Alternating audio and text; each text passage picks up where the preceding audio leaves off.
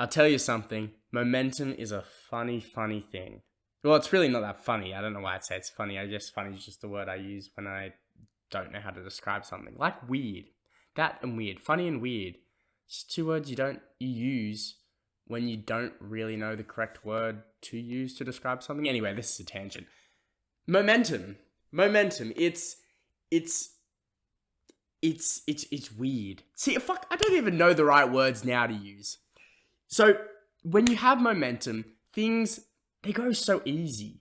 You know, you're doing a project, you're doing tasks, you're going after what you want to accomplish in your life or in whatever sort of passion or field or skill that you're trying to improve on. And when you have momentum and you're doing that, just like in a sports game, it feels like things are going along easy. The hard work is so easy. It's so cruisy. It's just a breeze, to be honest. But then when you don't have momentum, just like in a sports game, it feels like everything around you is just difficult and going against you, and it's all seeming to come wrong, like you're gonna fail. Does that make sense? Not sure. I think so. But essentially what I'm trying to say is that if you have momentum, try to hold on to it. If you have momentum in your work, you're trying to achieve some sort of goal, you're trying to accomplish things, you're trying to grind, hold on to that momentum. Keep going, keep utilizing it.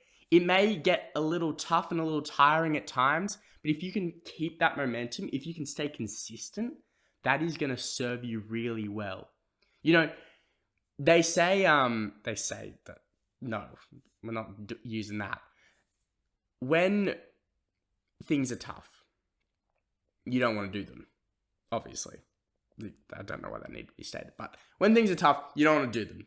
So if you can keep momentum going, which makes things inherently easier, which makes the hard things easier when you have momentum, if you can keep momentum going, then you're going to reduce the amount of things that seem tough, which means you're going to reduce the amount of things that make you want to stop like doing whatever you are doing, whatever goal you're trying to achieve.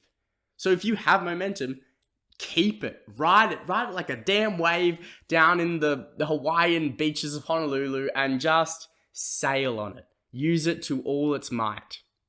Now, momentum will run out eventually. It will either run out because you take a break, it will run out just maybe naturally die or naturally like burn out. There's many reasons why it might run out. Now, it recently ran out for me because I went on like a 6-week holiday, which was a lot of fun, but obviously when I'm trying to work, when I'm trying to do things, my momentum's going to be lost because of that holiday, you know. Go away, not do any work for 6 weeks. I'm going to lose my momentum.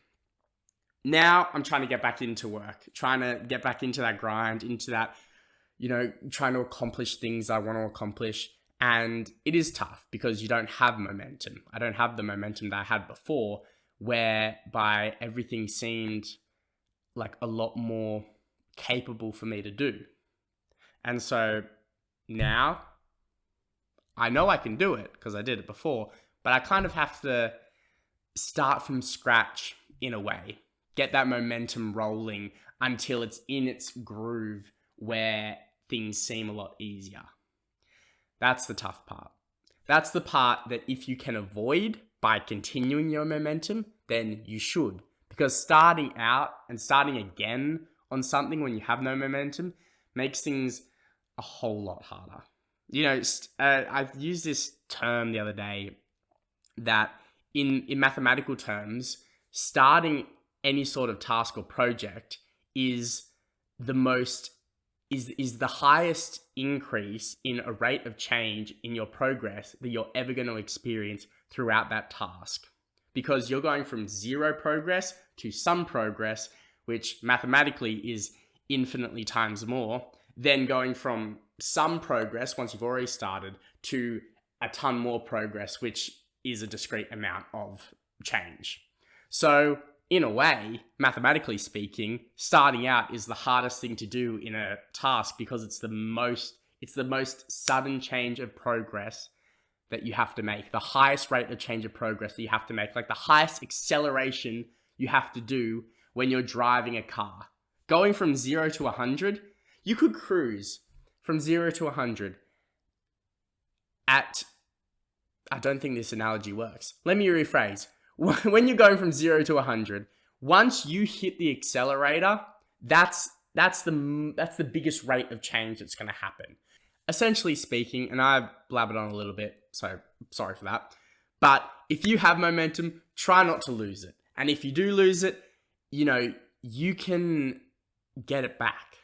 It's not impossible to get back. It's tougher because you lost it, but you can get it back. But remember, once you had it, then it's so much easier. So if you have it, try not to lose it. If you lose it, get it right back.